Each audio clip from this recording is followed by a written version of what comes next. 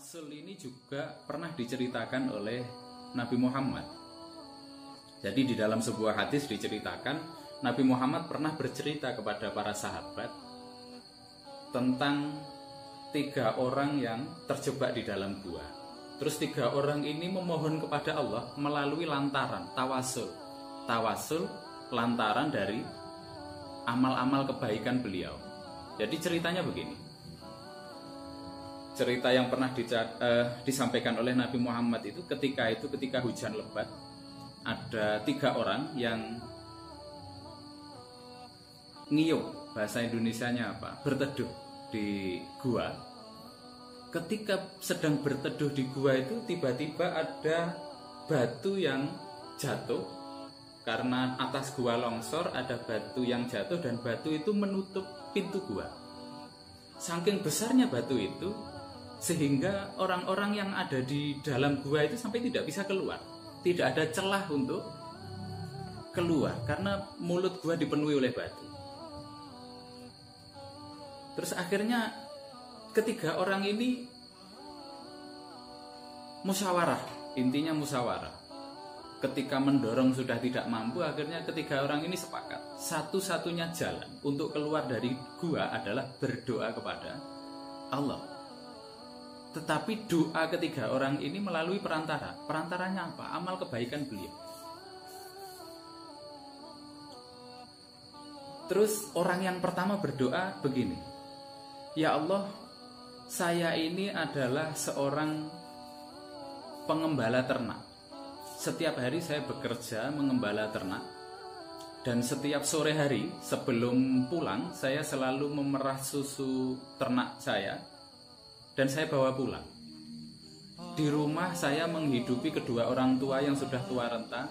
Saya juga menghidupi istri dan anak saya.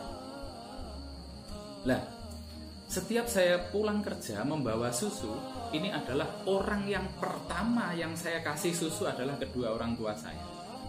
Setelah itu, saya memberikan susu kepada istri saya dan anak saya.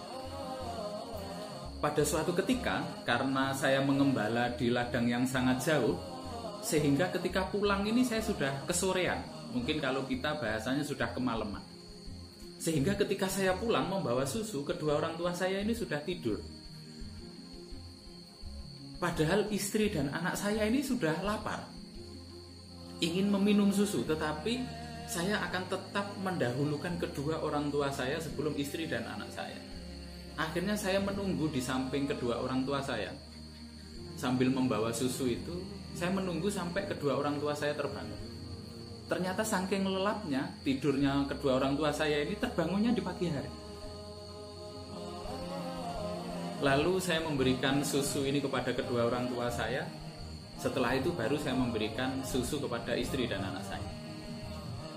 Saya melakukan ini semata-mata untuk mencari ridho-Mu ya Allah. Apabila Engkau ridho dengan amal kebaikan yang saya lakukan, maka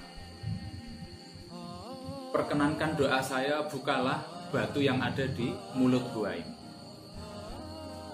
Setelah berdoa itu, atas kuasa Allah, batu itu bergeser sedikit membuka pintu gua. Tapi belum cukup untuk orang keluar. Akhirnya orang yang kedua juga melakukan doa kepada Allah melalui perantara amal kebaikan yang pernah dilakukan. Beliau berdoa kepada Allah begini, ya Allah, saya ini pernah mencintai putri paman saya. Begitu cintanya saya kepada putri paman saya itu sampai muncul niat dan mengajaknya untuk melakukan zina atau mesum. Terus anak paman saya ini bilang, intinya mau diajak zina syaratnya harus dikasih uang 100 dinar. Berarti kalau dinar itu kan uang emas. Terus akhirnya saya bekerja rajin mengumpulkan uang sebanyak 100 dinar. Setelah saya memiliki uang 100 dinar, uang ini saya serahkan kepada anak paman saya dan saya ajak berzina. Tepat ketika saya ini hampir berzina, tiba-tiba perempuan itu berkata kepada saya, takutlah kepada Allah dan janganlah engkau menggauliku sebelum aku halal bagimu, sebelum aku menjadi hak. tiba-tiba saya teringat kepadamu ya Allah dan saya meninggalkanmu. Jadi tidak jadi berzina karena ingat Allah. Saya melakukan ini semata-mata untuk mencari ridho. Apabila engkau meridhoi, perkenankan harapan kami ya Allah, bukalah batu dari pintu gua. Atas izin Allah, atas kuasa Allah, batu itu bergeser lagi sedikit. Terus orang yang ketiga ini berdoa juga kepada Allah melalui tawasul, perantara amal kebaikan. Beliau berdoa, ya Allah, saya pernah memiliki budak.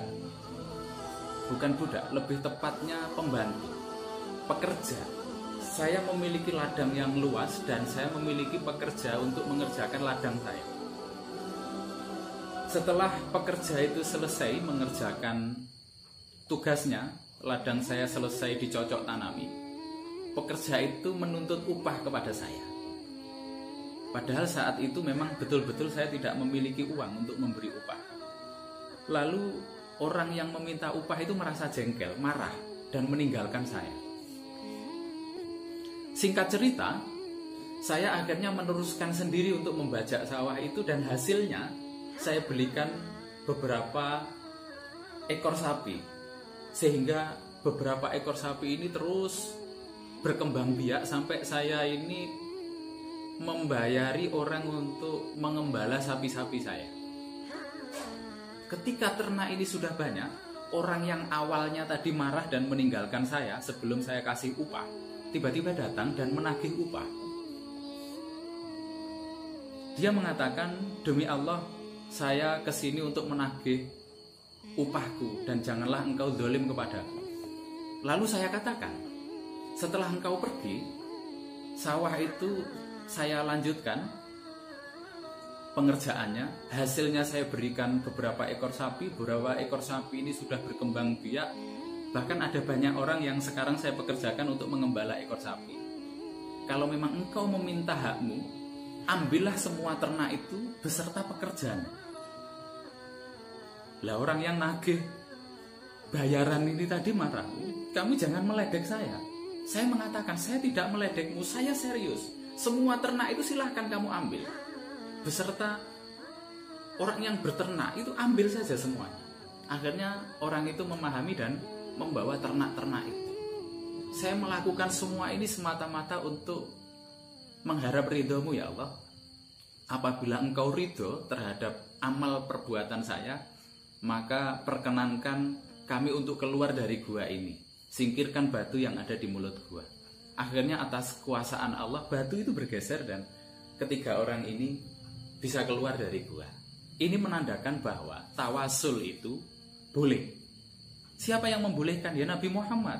Apa buktinya? Ketika Nabi Muhammad menceritakan peristiwa tiga orang yang terjebak di dalam gua dan bisa keluar karena berdoa kepada Allah melalui perantara tawasul amal kebaikan.